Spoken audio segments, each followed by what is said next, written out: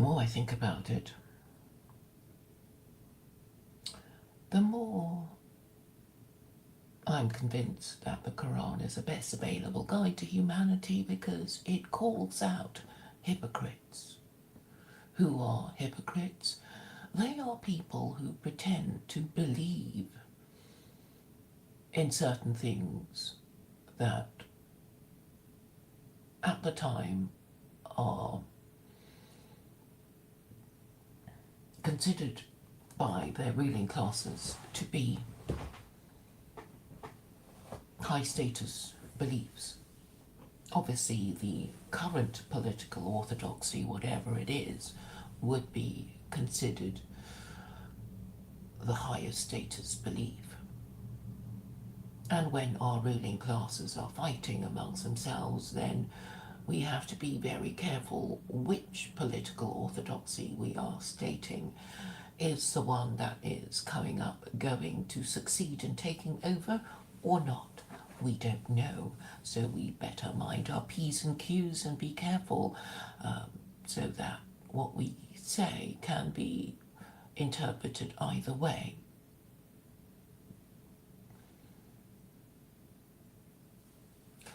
The most important belief really is our moral beliefs. What are moral beliefs? It means the belief system of our particular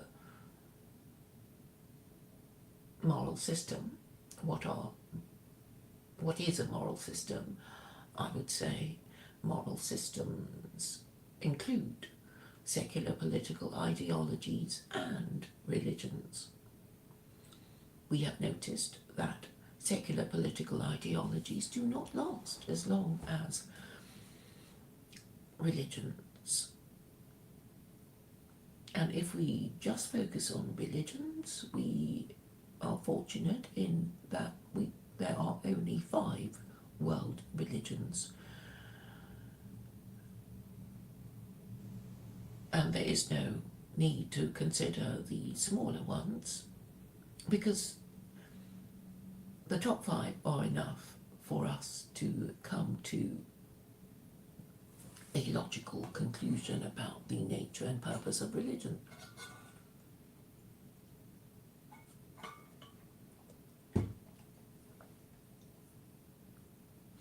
We already know that the Abrahamic religions are more powerful than the Eastern religions of Hinduism and Buddhism.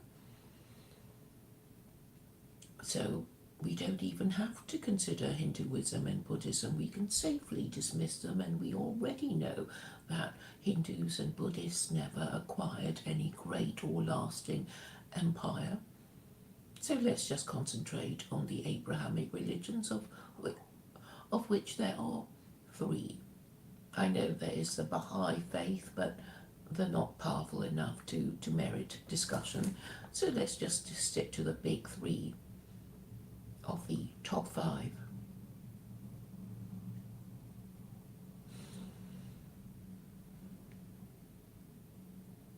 So Christianity is going down and Islam is coming up, and Jews will be the ones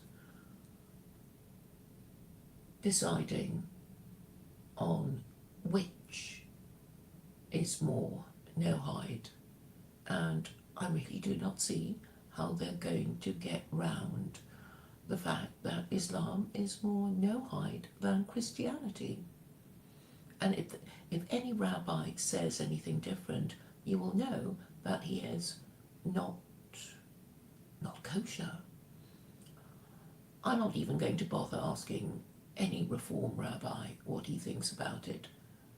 In fact, the only 2 rabbis worth asking these questions would be Rabbi Yosef Mizrahi and Rabbi Yaron Reuven.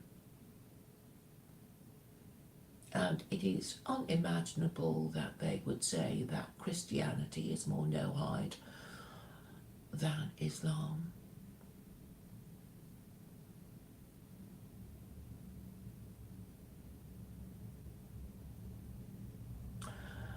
But let us go through all the religions one by one.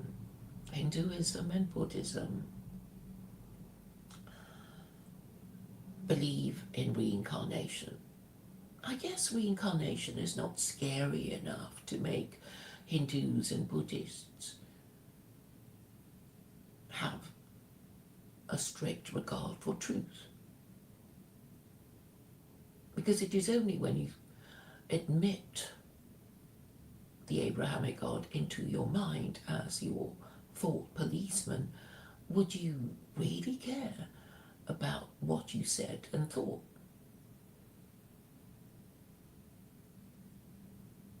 In fact, Buddhists do not even address their minds on the question of who administers reincarnation.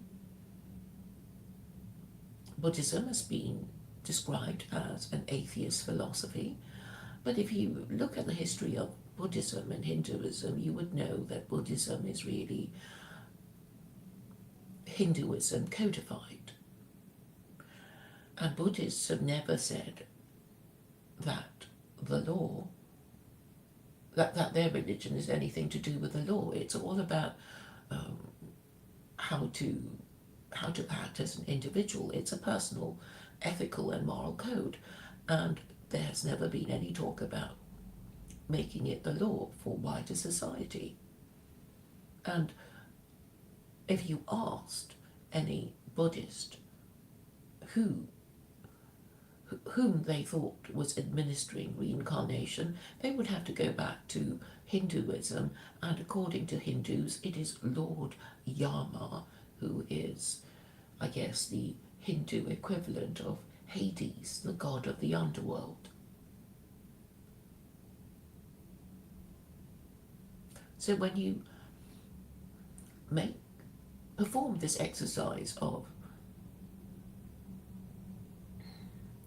comparative religion, you would know that the Abrahamic God is the only one to go for, because its adherents have the most powerful empires.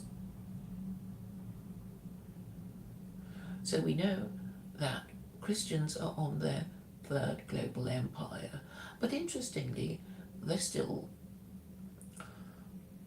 complaining about Jews, and Muslims have also taken on this narrative of being the eternal victims of Jews. So as for who is the most high status of all these religions, of the three Abrahamic religions, it remains Jews, because Christians and Muslims are obsessed by Jews. Christians Christians understandably are obsessed by Jews because they worship one.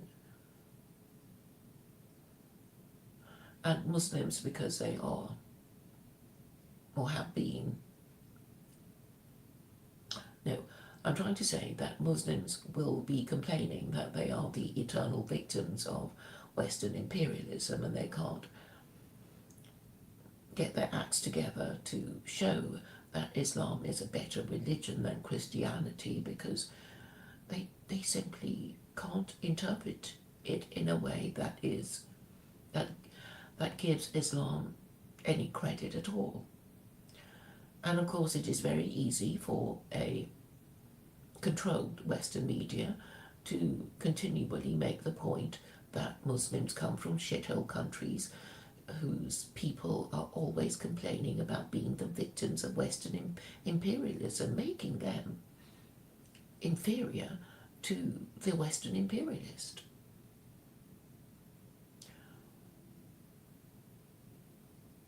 The problem with Muslims is that they refuse to interpret their Quran in the correct way. Obviously, I'm claiming that my interpretation would be more palatable to Westerners than their kind of Sharia, and because of their pride and their anger and their disbelief that a non-Muslim female could interpret their religion, their holy book, better than they can. They have mostly made the point of not engaging with me because they don't want me to have the oxygen of publicity. This is obviously a very intellectually dishonest tactic. Of course, they are many more than me, and they can easily conspire amongst themselves to keep ignoring me and my wonderful new idea of secular Quranism, which would actually be more palatable to the declining Western imperialists than their shitty Sharia that nobody likes, including themselves, because in the Gulf kingdoms they are liberalizing and having music festivals and being gay and having sex parties and killing their slaves in luxury hotels in London.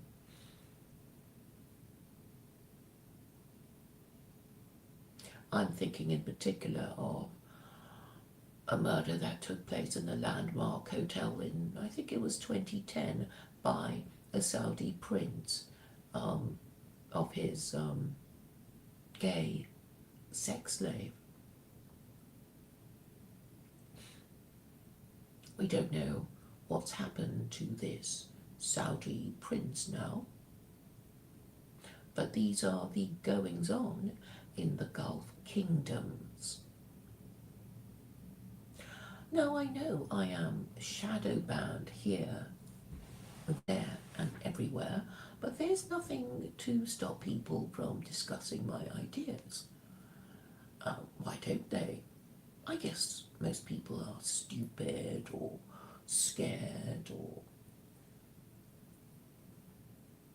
I don't know, maybe they just would hate for me to succeed where they have failed. It's easy to understand the selfish, petty, and egotistical desires of other political activists. They don't want to acknowledge the supremacy of secular Quranism because, well, I don't know, is there a good reason not to accept it, not to engage with it? I don't think so. If you're really that keen about finding a solution, then you should be looking around you and collecting solutions and comparing them and discussing them with your political allies and arguing about them with your political opponents. Nobody, though, has even that little idea in mind. Of course, you get the plebs who always talk about street demos and camping outside migrant hotels to make their feelings known, but there's never any attempt to discuss ideas, even amongst the middle class intellectuals or people who want to call themselves intellectuals. It's always, well, just whinging about Muslims. And then when I try to engage with them on the nature and purpose of religion, they retreat and disengage and refuse to discuss whether Christianity would ever be revived. Obviously, they hope that they can use Christianity as a brand to hate on Muslims and, maybe revive, maybe start a Christian revival. But how can it work when it's had such a consistent and glaring failure for the past 500 years? It's utterly failed to prevent the decline and fall of the Roman Empire. It has utterly declined to protect the institution of absolute monarchy. But it seems that so many Americans do not understand their own history. or why the founding fathers rebelled against the British Crown. It really is astonishing. And when this is pointed out to them, they feign collective disbelief, or just don't react. They don't even talk about it. They certainly don't engage with it. And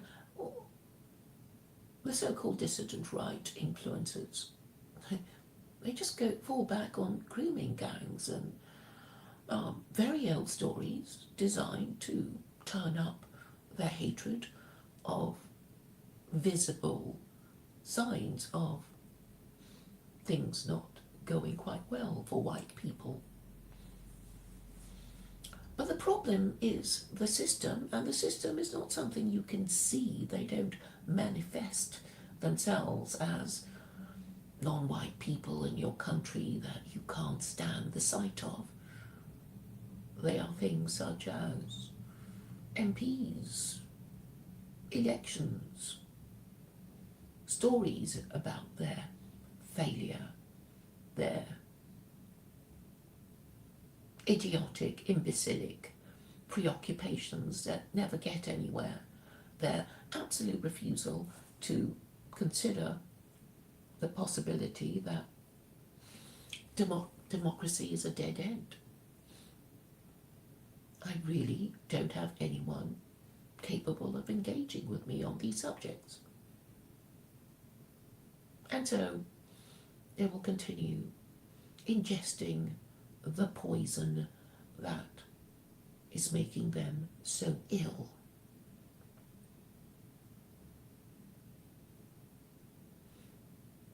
I recently appeared on Black Pigeon Speaks. I did manage to get one intelligent engagement, just one. I think it has 5.4 thousand views, but most of the comments are pretty idiotic, I think. So I guess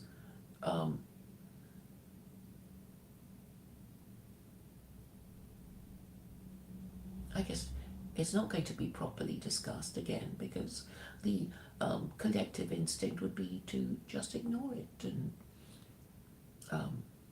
hurl stones at it while refusing to engage on the arguments. I did listen to Felix Rex talking to Ethan Ralph after I was on, and I noticed that, the complete difference. I mean, of course, my conversation with him was really about ideas and proposals, and maybe that's too high intensity for them or something, because I noticed that the Ethan Ralph, Felix Rex conversation was about, well, gossip, and this is kind of, their level. I was hoping, somebody would just say, your idea is silly and wrong because there's an even better idea than yours, or, anything like that. But I just don't get it. I don't get anything like that. It's all Islamophobic crap, but with no better proposal, or even anything resembling a proposal, just turning up the hatred, and that's the end. So I really do want to thank Felix Rex for being able to ask all these questions. But I think the Western intellect is more or less dead because of the utter inability of anyone, even the people who went to a good university, to ask obvious questions.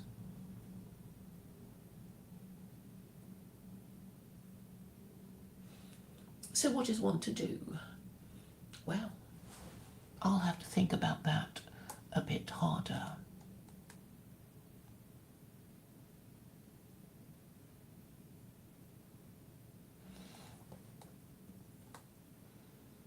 So, to answer the question of this, of the title, why are there no Jews and Muslims prepared to challenge Christian idolatry?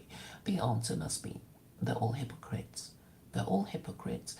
They refuse to answer an obvious question. Is Christianity idolatry? And if it is, shouldn't they say so? However much Jews and Muslims hate each other, shouldn't they say that Christianity is idolatry? And shouldn't Jews concern themselves about living in the American colony of Israel, which is, I would say, offensive to God if he exists, because of the gay parades in Tel Aviv, and also the fact that Israel is run according to the principles, according to the preferences of Christian Zionism. So we know that Jews complain bitterly about being converted to Christianity by Christian missionaries sent from America. So why don't they do something about it? You would have thought they could use a few pointers and arguments. I mean, I've repeatedly told Rabbi Tovia Singer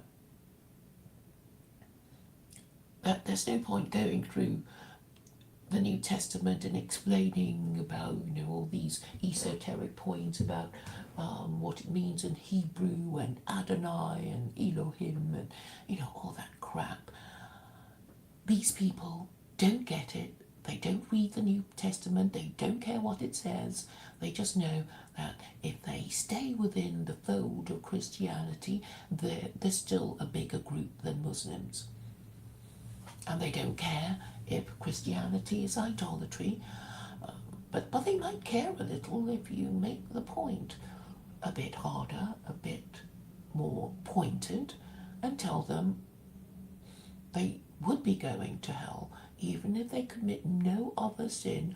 A Christian, when he dies of two mortal sins of idolatry and blasphemy. It's not that hard to say because it's all in the Ten Commandments and the Noahide laws.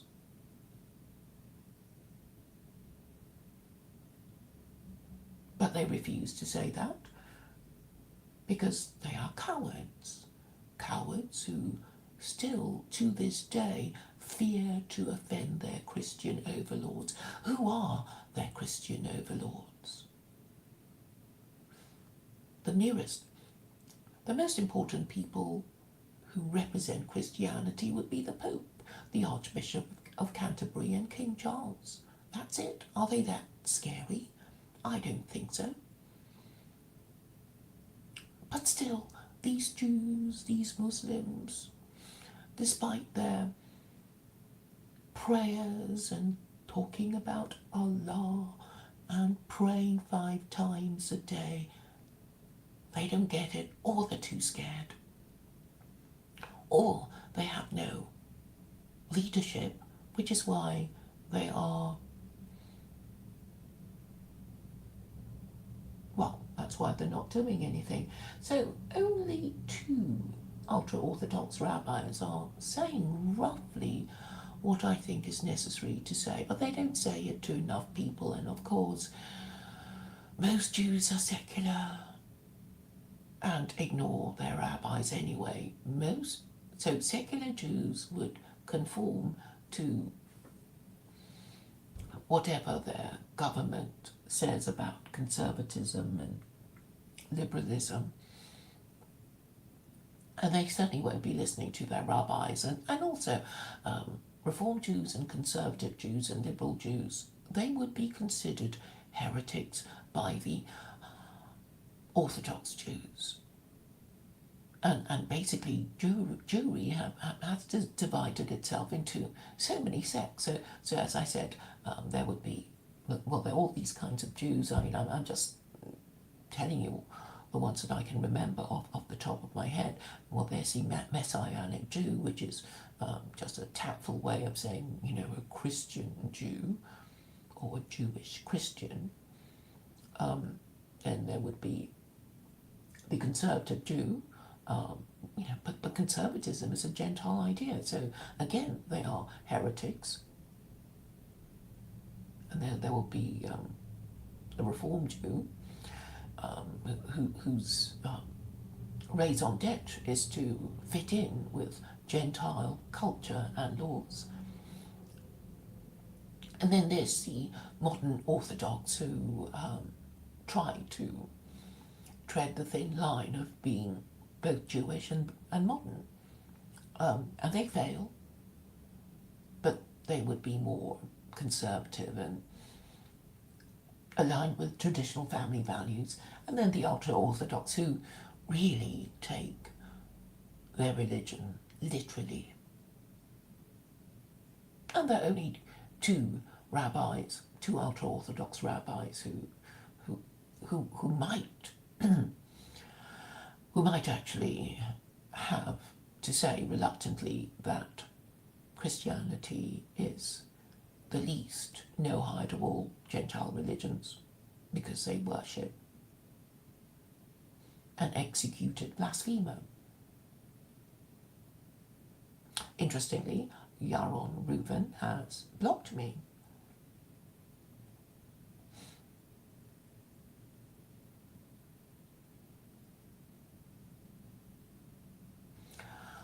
So the reason why there are so many people who appear not to understand what I'm saying, who appear to be too afraid to discuss my ideas, must be motivated by hypocrisy. They want to appear to be good citizens of Western nations. But what is good? If you take things literally, then you would be saying that good is what God commands and evil what he forbids. And this makes it nice and easy to understand. Otherwise, we'd be disagreeing with each other about our different ideas of good and evil. And even if we agreed on the no-hide laws, there is the issue of idolatry that has not been resolved even after so many centuries. So, is Christianity idolatry? Are Jews and Muslims prepared to say that it is? Or will they remain too frightened to do so? And if they screw up the courage to say that it is, wouldn't it be better if they did so jointly? Because otherwise Christians would ignore them. The most theatrical way of Jews and Muslims denouncing Christian idolatry would be the most important rabbi and the most important Islamic scholar getting it together to have a press conference. But then you can imagine the rigged media refusing to report it.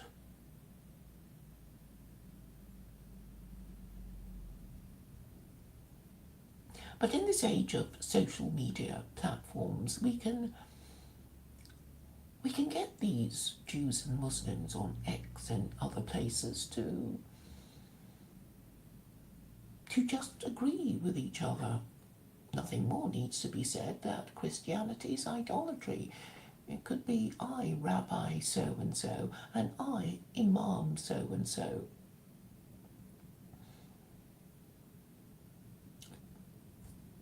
State that, in our opinion, Christianity is idolatry, and thereby discharge our religious duty of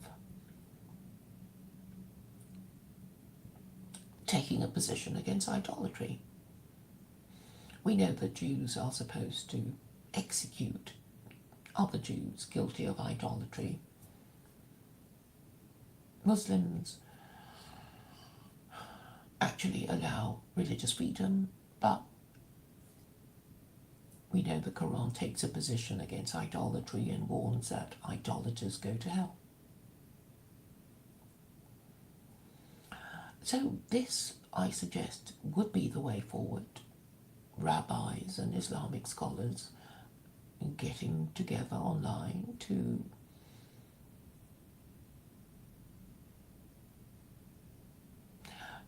state that Christianity is idolatry. Now, what's the best way of doing this? I think on X it should be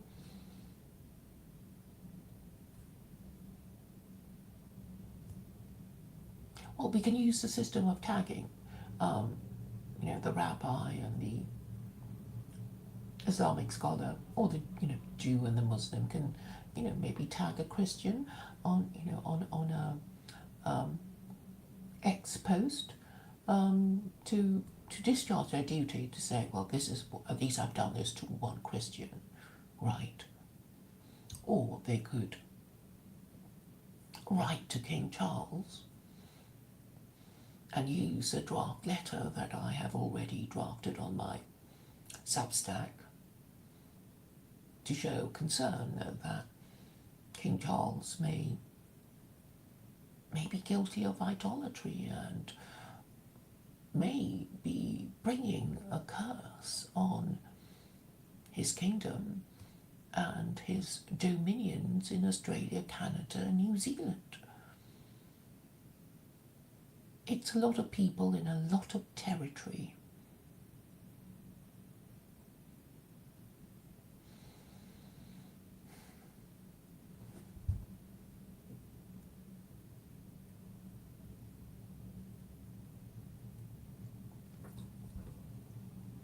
But it doesn't appear that anybody is concerned by these theological disputes, and that must be because they don't take the whole thing literally, which means they are hypocrites destined for the worst place in their afterlife.